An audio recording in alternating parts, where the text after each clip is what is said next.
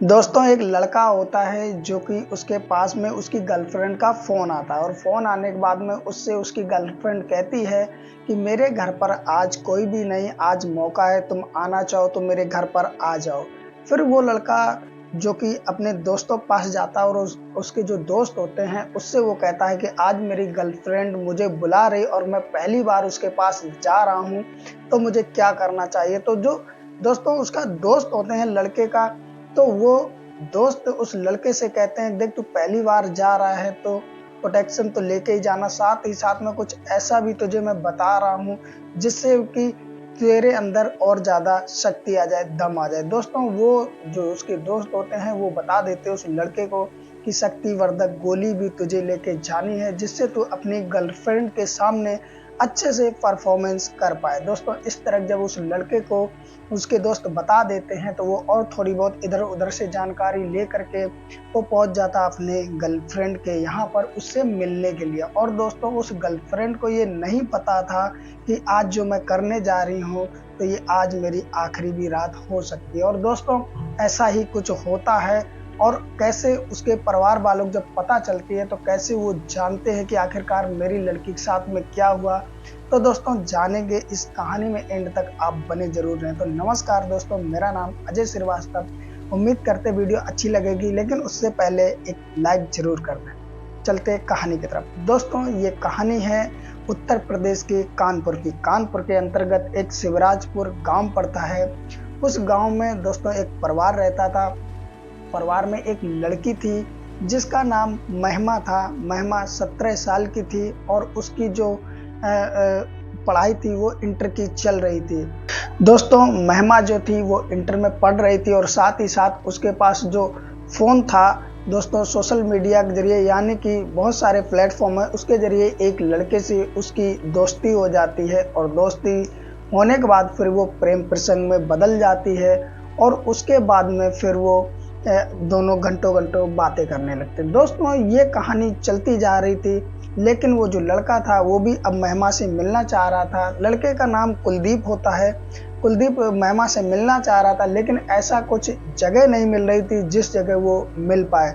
महिमा जो थी वो कहती है कि ठीक है, जैसे मुझे समय मिलेगा वैसे मैं तुम्हें बुलाऊंगी जरूर या तुमसे मिलने आऊंगी जरूर। समय धीरे धीरे बीतता चला जा रहा था। दोस्तों समय आ जाता है 13 दिसंबर 2024 को, और 13 दिसंबर को जो महिमा थी उसके मम्मी पापा जो होते हैं एक शादी में जाने का उनको न्योता आता है। तो उसके जो मम्मी पापा होते हैं वो जाते हैं शादी में। तो महिमा से भी कहते हैं कि महिमा तुम चलो हमारे साथ, लेकिन महिमा जो होती है वो शादी में जाने से मना कर देती। कहती है कि मम्मी तुम लोग जाओ, मैं यहीं पर घर पे अकेली रह लूँगी। लेकिन उसके जो माता पिता होते हैं वो शादी में चले जाते हैं। अब महिमा घर पर अकेली होती है और इधर महिमा अपने जो उसका प्रेमी होता है कुलदीप उसके पास फ़ोन करती है और कहती है कि आज मेरे घर पर कोई नहीं है, मेरे मम्मी पापा जो हैं वो शादी में गए हुए हैं। अगर तुमको आज मुझसे मिलना हो तो तुम्हारे पास एक चांस है, तुम आज मेरे घर पर आ जाओ। दोस्तों उधर जो कुलदीप होता है वो भी इस चीज़ के लिए राजी हो जाता है और अपने यार दोस्तों के पास जाता है और बताता है कि आज मेरी प्रेमिका ने मुझे अपने घर पे बुलाया है, उसके मम्मी पापा शादी के लिए गए हुए हैं। कुलदीप जो था वो शिवराजपुर से 20 किलोमीटर दूर एक गांव था, निवादा नाम का गांव होता है, वहाँ का निवासी होता है। तो वो अपने दोस्तों के पास जाता है तो उसके दोस्त जो होते हैं वो बता देते हैं कि प्रोटेक्शन तो ले ही जानी, साथ ही साथ तो पहली बार मिलने जा रहा है, जो कि भ्रामक बातें होती वो बता देते हैं कि इस तरह की शक्तिवर्धक गोली आती है, उसे खा करके तुम उसके साथ में सब कुछ करना तो और ज़्यादा तुझे वो मानेगी। इस तरह को उसे गलत शिक्षा दे देते हैं और जो कुलदीप होता है वो फिर उस तरह की गोली लेकर के उस शाम को जो महिमा होती उसके घर पे पहुंच जाता। और इधर महिमा पर कोई शक ना करे इसलिए महिमा का एक भाई होता है बड़ा, वो उसके घर से थोड़ी दूरी पर रहता है, उसके यहाँ जाती है और अपने भाई भाभी से कहती है कि एक उनकी लड़की होती 5 वर्ष की, उसके लिए कहती है कि इसे मेरे साथ भेज दो, हम दोनों घर पर सो जाएंगे, जिससे उसको कोई शक भी नहीं करेगा। इस तरह महिमा अपने भाई की लड़की को लेकर के अपने साथ सुला लेती है। लगभग रात के 8:30 बजे के आसपास कुलदीप महिमा के घर पे आ जाता है और आने के बाद में अब महिमा और कुलदीप एक कमरे में चले जाते हैं और जाने के बाद में फिर दोस्तों वो लगभग 8:30 बजे आता है और 9 बजे से ये काम शुरू कर देते हैं।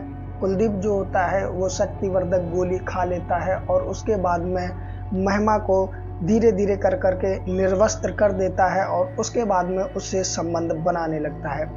अब दोस्तों जो ये शक्तिवर्धक टेबलेट आती हैं, गोली आती हैं, इनका असर ही कुछ इस तरह होता है कि दोस्तों वो इस बीच में कई बार उसके साथ में संबंध बनाता है और धीरे धीरे समय गुजरता चला जाता है। लगभग रात के 3 बज जाते हैं। अब धीरे धीरे होता ये है कि जो महिमा होती है, इस बीच में वो कुलदीप उसको कपड़े पहनने नहीं देता है और सर्दी का मौसम होता है, महिमा को सर्दी लग जाती है।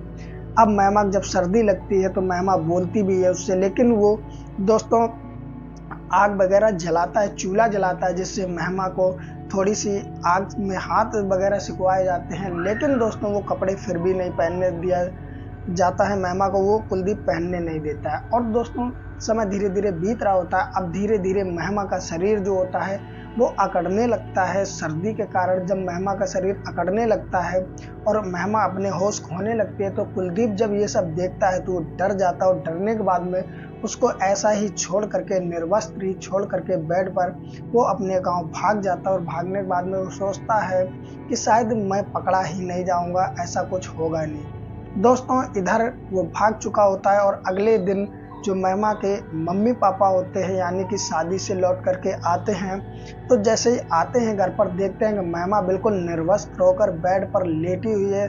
वैसे ही सबके पैरों तले जमीन निकल जाती है कि आखिरकार मेरी लड़की महिमा ऐसे क्यों लेटी हुई है।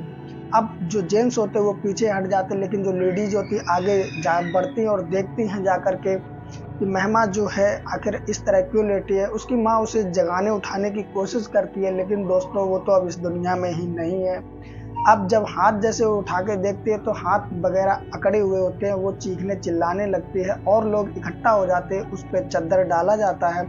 उसके बाद में जो महिमा की भाभी होती है दोस्तों, वो तुरंत ही पुलिस वालों को सूचना देती है और पुलिस वाले जो होते हैं मौके पर आ जाती, पुलिस वाली टीम आ जाती है, वहाँ की फोटोग्राफी वगैरह की जाती है थोड़ा बहुत, और उस जो लड़की का शव होता है उसको पोस्टमार्टम के लिए भेज दिया जाता है। और पुलिस वाले जो होते हैं फिर पूछा बताई भी करते हैं उसके माता पिता से कि आखिरकार तुम लोग कहाँ गए हुए थे। महिमा के माता पिता जो होते हैं वो बताते हैं कि हम लोग एक शादी समारोह में गए थे और मेरी बेटी गई नहीं थी, बोली यहीं मैं रुकूंगी।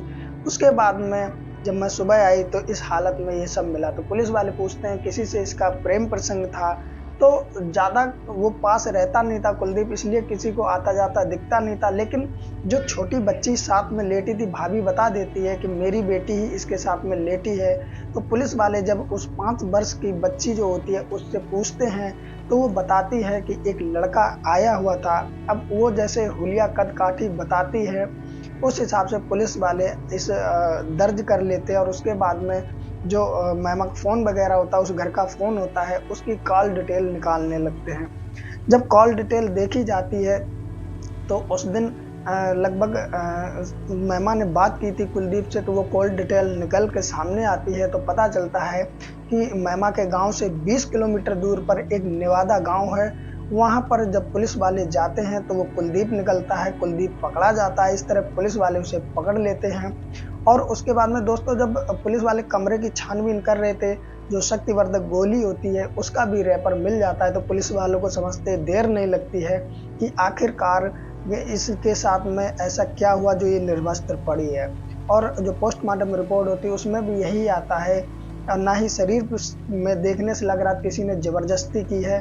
बाकी जो पोस्टमार्टम में रिपोर्ट आती है उसमें भी यही होता है कि इसके साथ में संबंध बनाए गए हैं और ज़बरदस्ती नहीं। उसके बाद में जब पुलिस वालों को कुलदीप मिल जाता है तो उसके बाद में पुलिस वाले कुलदीप से पूछते हैं कि आखिरकार हुआ क्या था। तो कुलदीप सारी कहानी बता देता है कि हमारे और महिमा के बीच में जो भी हुआ है वो मर्जी से हुआ है। लेकिन दोस्तों पुलिस वाले जो होते हैं वो उसकी पूरी बात सुनते हैं। लास्ट में वो ये भी कहता है हमने कोई ज़बरदस्ती नहीं की है महिमा के साथ में, जो भी हुआ हमारी मर्जी से हुआ। लेकिन दोस्तों पुलिस वाले जो होते हैं वो कहते हैं कि देखो महिमा जो थी वो 17 वर्ष की थी, यानी कि नाबालिग थी, इसलिए उस पर कई सारी धाराएं लगती हैं और उसको एक्ट भी लगता है और उसको जेल में डाल दिया जाता है। लेकिन दोस्तों ये महिमा तो इस दुनिया से चली गई, लेकिन सोचने वाली बात ये थी कि आखिरकार इसमें गलती थी किसकी, महिमा की थी या उसके माँ बाप की थी। दोस्तों, ये बात आप कमेंट में हमें ज़रूर बताएं। कहानी घटना ये आपको कैसी लगी ज़रूर बताएं। आप लोग वीडियो कहाँ से देख रहे हैं ये भी हमें बताएं अपने नाम के साथ। दोस्तों, ये घटना और ये वीडियो थोड़ी सी भी हमारी अगर मेहनत दिखी हो तो एक लाइक कर दें और चैनल कर लें सब्सक्राइब, जिससे मेरी इस तरह कहानी आपको मिलती रहे। अगर ये कहानी आप फेसबुक पर सुन रहे हो, फेसबुक पर पेज पर, तो पेज को लाइक करके फॉलो जरूर कर लें। फिर मिलते हैं किसी और कहानी के साथ, तब तक के लिए नमस्कार।